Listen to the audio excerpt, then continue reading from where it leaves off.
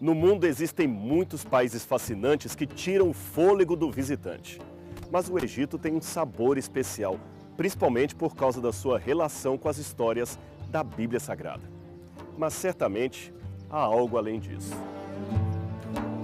O que torna o Egito uma cultura especial? Inicialmente, deve-se lembrar que o Egito foi o berço de uma importante civilização antiga. No Antigo Egito, desenvolveu-se muita coisa que prospera até os dias de hoje, como, por exemplo, o calendário, o arado, a escrita em papiros, a arquitetura e até a medicina. No Egito, as práticas agrícolas ao longo do rio Nilo e no Crescente Fértil foram desenvolvidas pela primeira vez na história da humanidade com técnicas bastante avançadas para a época. Nas construções de grandiosas obras como as pirâmides e nos palácios dos faraós, os egípcios aplicaram um grande conhecimento de matemática, arquitetura e até hoje não se explica como as pirâmides foram tão perfeitamente construídas com os equipamentos disponíveis naquela época. A nossa equipe veio conhecer as ruínas de Mênfis, a primeira capital do Egito. Foi aqui que tudo começou, uma história que atravessou milênios de prosperidade, principalmente sob o governo de Ramsés II, até que a cidade perdeu a sua proeminência com a inauguração de Alexandria. Evidências. Temporada especial, Egito.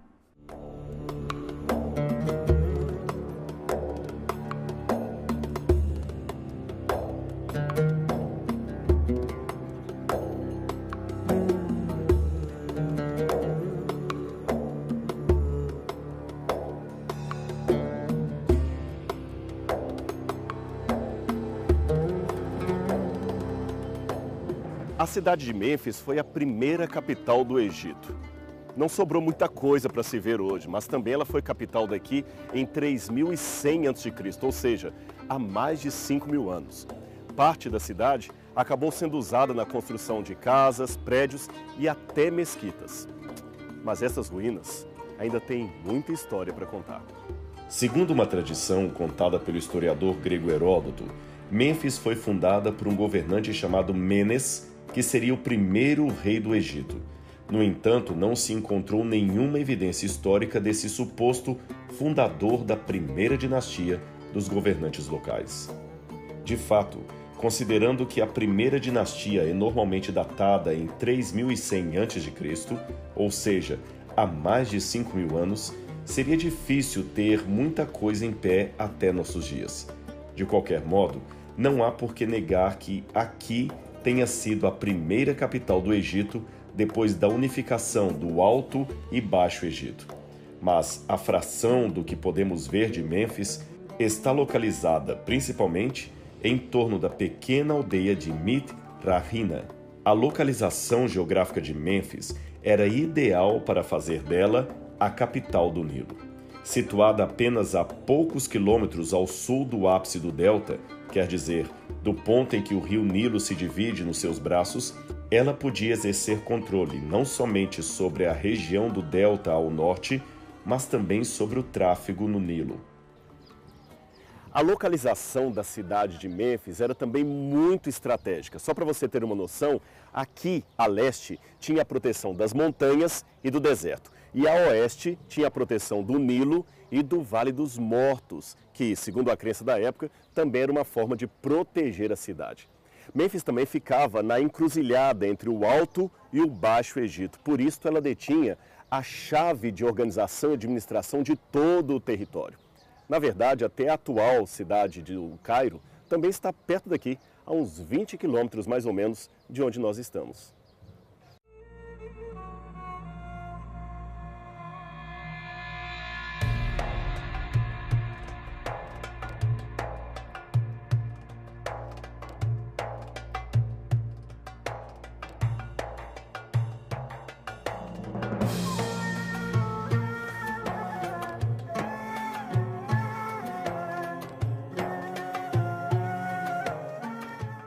Mênfis teve muitos nomes ao longo dos seus 4.000 anos de história. Seu antigo nome egípcio era Inbu-Hed, que quer dizer as paredes brancas. Devido ao seu tamanho, a cidade também passou a ser conhecida por vários outros nomes que, na verdade, eram nomes de bairros ou distritos que gozavam de considerável destaque em um momento ou outro. Por exemplo, de acordo com um texto do primeiro período intermediário, a cidade era conhecida como Jed Sut, que significa lugares eternos. Este é o nome da pirâmide de Tet. No início do Império Novo, em cerca de 1150 a.C., a cidade ficou conhecida como Men-Nefer, que quer dizer duradouro e belo. Foi esse nome que se tornou Menfi em copta. Já o nome Mênfis é a adaptação grega desse mesmo nome copta, que originalmente era o nome da pirâmide de Pep I, localizada a oeste da cidade. Agora, o nome mais famoso da cidade de Mênfis era Ineb-Hed, que em egípcio antigo significava a parede branca. Na verdade, a cor branca era a cor padrão do Alto Egito. Na antiga arte egípcia, o branco representava pureza e onipotência. Muitos animais sagrados, como hipopótamos, bois e vacas, eram pintados de branco. Roupas brancas também eram usadas durante rituais religiosos e usar sandálias brancas era o mesmo que ser um sacerdote. Muitos objetos e instrumentos religiosos simbólicos também eram feitos de alabastro em cor branca, como, por exemplo, vasos de oferta e libação, vasos canópicos e até mesmo uma mesa para embalsamamento. A palavra red, além de significar branco, poderia também, dependendo do contexto, significar prata. E a prata era um metal muito valorizado aqui no Egito e principalmente muito raro. Os faraós amavam ter joias de prata, que por isso eram chamadas de nub-red. O algodão egípcio era geralmente de cor creme, mas o tecido branco era altamente valorizado. Nas admoestações de Pulver, o autor mostra como as coisas se tornaram ruins. Ninguém tem roupas brancas nesse tempo. Esta frase ilustra a angústia do escriba. A tinta branca que os egípcios usavam era feita a partir do giz ou do gesso, que eram abundantes em toda a terra do Nilo. Assim era a cidade de Mênfis no passado, bem diferente do que vemos hoje ao visitar o Egito. Contudo, suas estátuas colossais ainda chamam bastante a atenção dos visitantes. Veja essa estátua colossal de Ramsés II. Ela é tão grande que foi encontrada assim, deitada, e desse jeito permaneceu. Foi mais fácil construir um edifício em torno dela que tentar reerguê-la. De fato, um grande número de estátuas representando Ramsés o Grande foi descoberto em Mênfis. Entre as mais impressionantes está esta, uma estátua monumental esculpida em calcário e que mede cerca de 10 metros de comprimento. O explorador italiano Giovanni Battista Caviglia descobriu-a perto do portão sul do Templo de Ptah, isto em 1820. A estátua agora é exibida deitada de costas para o chão porque os pés e as bases estão quebrados. No século XIX, eles tentaram oferecer esta estátua para vários lugares ao redor do mundo, inclusive o Museu Britânico, que recusou recebê-la. Eles tinham medo que o transporte da estátua pudesse danificá-la. E pensando no seu tamanho, foi até bom que Ramsés permanecesse aqui mesmo, em solo egípcio.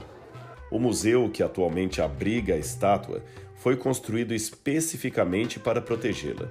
Você pode subir alguns degraus dentro e caminhar ao redor da estátua num nível mais alto. Ali você pode ter uma excelente observação para admirar o colosso em diferentes ângulos. Na verdade, eram duas estátuas e ambas foram encontradas em 1820 aqui por Caviglia. Mas a segunda foi restaurada em 1950 e permanece até hoje aqui no Egito. Originalmente, ela foi exibida na Praça Bab al-Hadid, no Cairo, quando então foi renomeada com o nome de Ramses Square. Mas em 2006, ela foi transferida temporariamente para outro local em Giza. Em janeiro de 2018, foi cuidadosamente transportada para o imponente átrio da entrada de Djem, grande museu egípcio, que será um moderno prédio nas proximidades das pirâmides, prestes a ser concluído e inaugurado para abrigar cerca de 100 mil artefatos. Essa cidade, na verdade, não tem nada a ver com Ramsés. Ela foi fundada e já existia muitos séculos antes dele. Mas esse monarca tinha a fama de gostar de colocar o emblema dele, o nome dele, em obras que ele não fez. E aqui não foi diferente. Os antigos egípcios acreditavam que os deuses eram como famílias humanas. Uma dessas famílias mais proeminente era formada pelo grande deus Ptah, sua mulher Sekhmet e seu filho Nefertum. Este seria o deus do sol e dos perfumes, cujo símbolo era a flor de lótus. Na representação dessa estátua em granito vermelho, o faraó, que também é uma divindade, Ramsés II, faz as vezes de Nefertum. Aqui mais uma imagem de Ramsés. Esse faraó gostava de ter o seu rosto e corpo lembrados pelo seu povo. Na imagem, vemos uma das estátuas do recinto. Ao lado dela tem uma estela monolítica sobre a qual foram esculpidas figuras ou textos grafados cuja função principal era transmitir um símbolo significativo de caráter mágico, religioso, funerário e político. Aqui você tem um sarcófago, uma câmara de mumificação e uma base de coluna, isto entre outros achados expostos no local. Bem aqui atrás de mim, atrás dessas grades, estão as ruínas do templo do deus Ptah. Ptah era o deus patrono da cidade de Mênfis, a principal divindade desse lugar. Infelizmente, nós não podemos ir até lá para filmar, porque o lugar ainda está sob escavação arqueológica e nós não podemos, então, pisar naquele sítio. É uma pena. Mas você pode ver que não sobrou praticamente nada daquele que foi um santuário suntuoso dessa divindade aqui no Egito. Ptah, só para que você tenha uma noção, era ao mesmo tempo o deus das trevas e o deus da criação, porque uma versão da mitologia egípcia dizia que os homens nasceram ou surgiram de um desejo do coração de Ptah que foi manifesto por sua voz, trazendo à existência aquilo que não existia. E aqui atrás ficava o centro de sua adoração.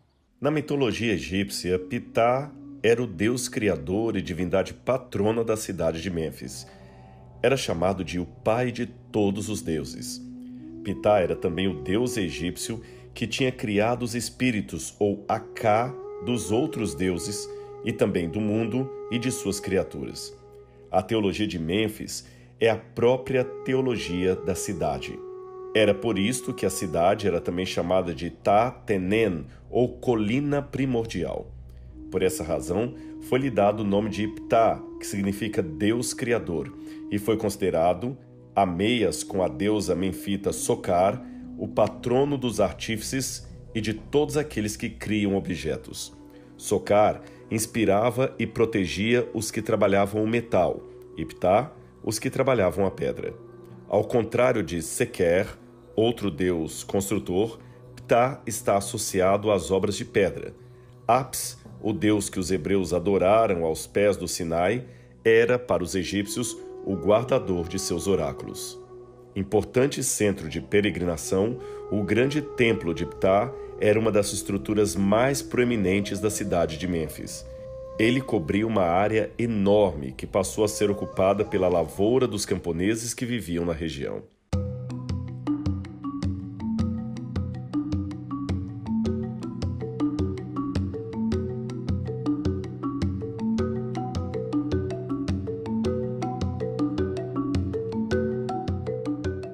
A esfinge de alabastro é uma escultura em forma de esfinge esculpida no Reino Unido do Egito. Isto foi aproximadamente entre os anos 1700 e 1400 a.C., provavelmente durante a 18ª dinastia egípcia. Uma esfinge é uma criatura mítica com o corpo de um leão, na maioria das vezes uma cabeça humana, e também asas. A criatura era uma invenção dos egípcios e tinha uma cabeça masculina, quer fosse humana ou animal. No entanto, na cultura grega antiga, a criatura tinha a cabeça de uma mulher. A esfinge também está presente na arte e na escultura das civilizações micênica, assíria, persa e até fenícia. A data exata em que a primeira esfinge apareceu não é conhecida, e a mais famosa de todas é, sem dúvida, a Grande Esfinge de Giza. Ela não foi precisamente datada, mas alguns estudiosos a colocam no reinado de Quéops, de cerca de 2500 a.C.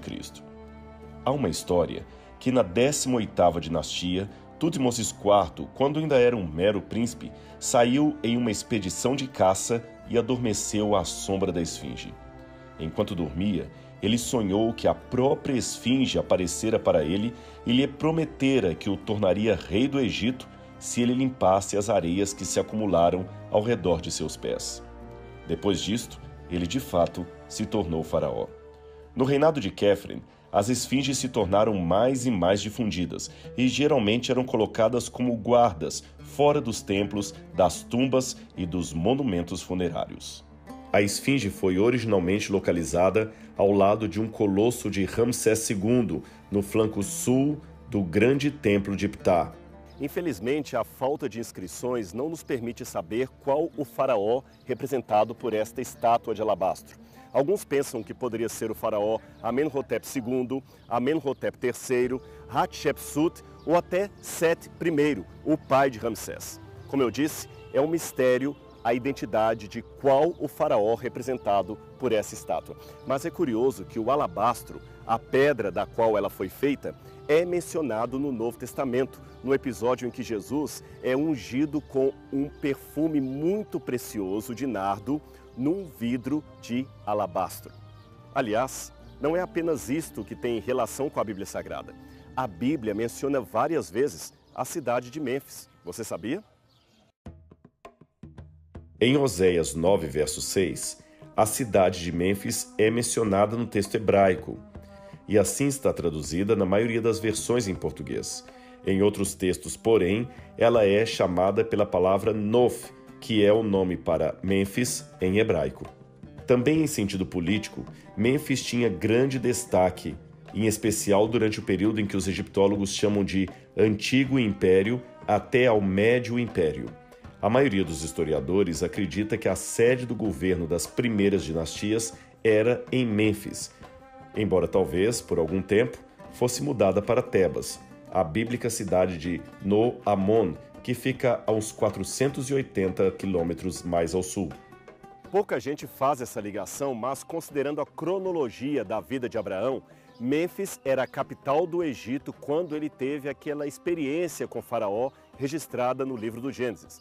Portanto, é muito alta a probabilidade de Abraão ter estado aqui na cidade de Mênfis.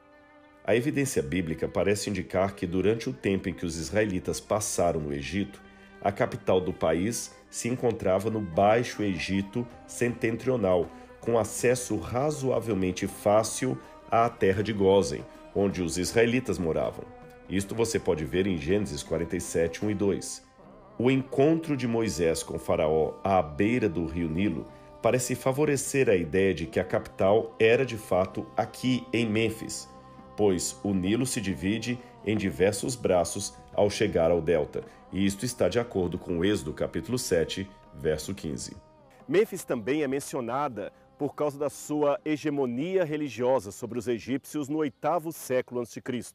Assim, ela é citada por diversos profetas, como o profeta Jeremias, que a chama de Nof.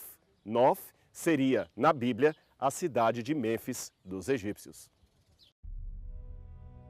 Até os filhos de Mênfis e de Tápanes te quebraram o alto da cabeça. Porventura não trouxeste isso sobre ti mesmo, deixando o Senhor teu Deus no tempo em que ele te guiava pelo caminho? Mênfis era o centro da religião e da erudição no Egito.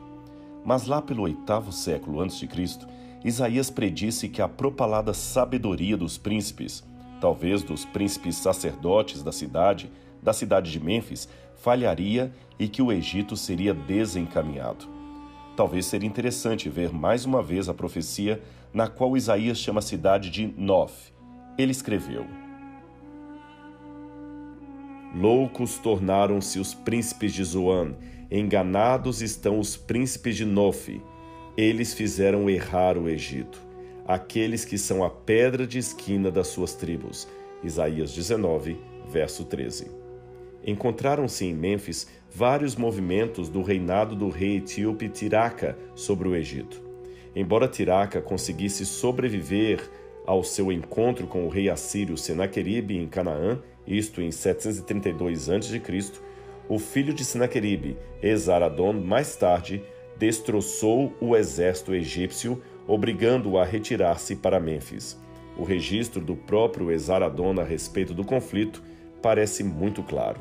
Ele diz: sitiei Mênfis, a residência real de Tiraca, e conquistei-a na metade de um dia por meio de galerias subterrâneas, brechas e escadas de ataque. Destruí-a, derrubei suas muralhas e a incendiei.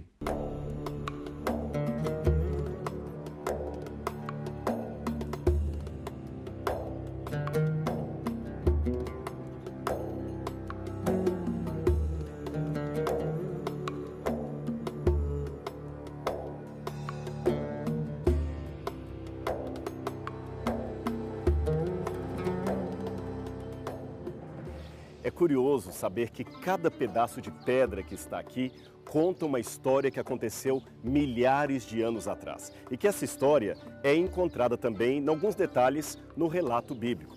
Aqui, por exemplo, eu tenho a imagem de Hathor. Hathor era uma deusa muito preciosa para os egípcios. Ela era a deusa daquelas mulheres que estavam para dar à luz. Era também a deusa da prosperidade, da fertilidade.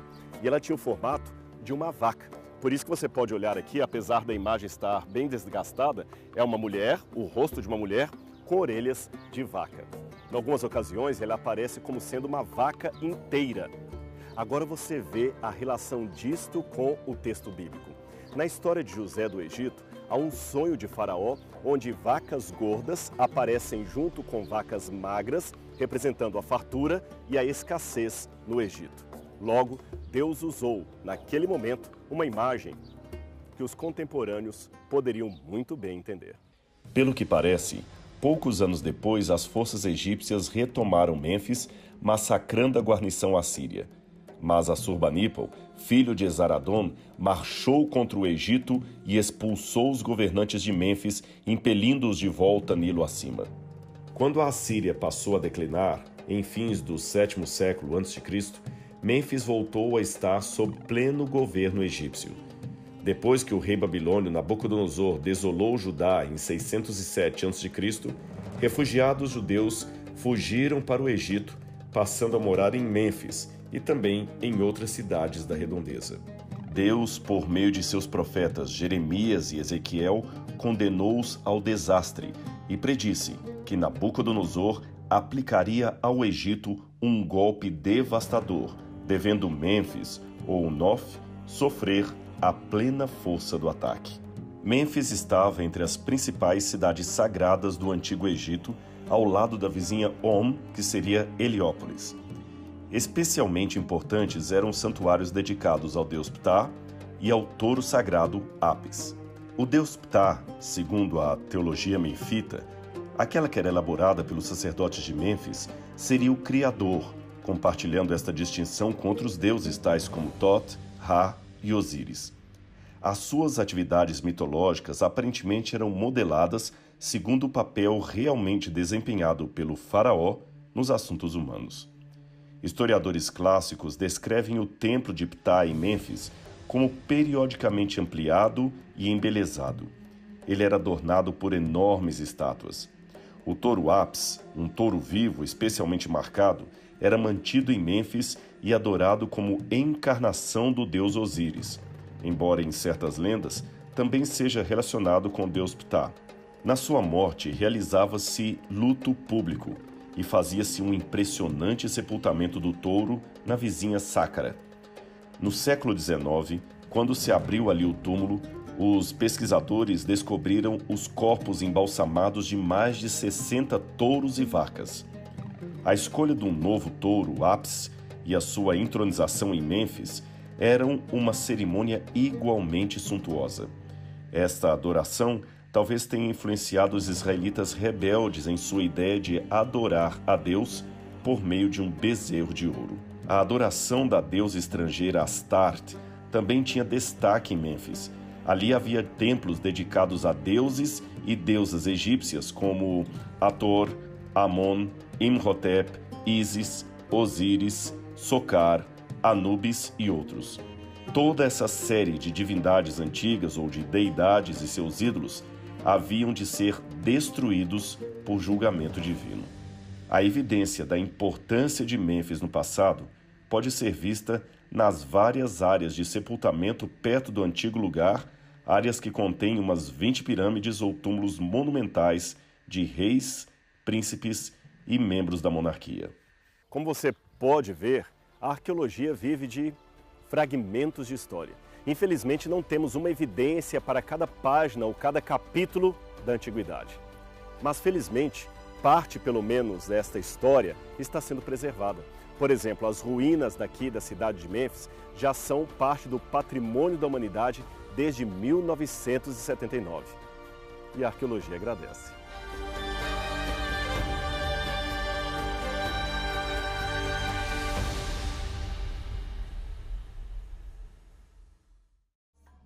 Semana que vem no Evidências.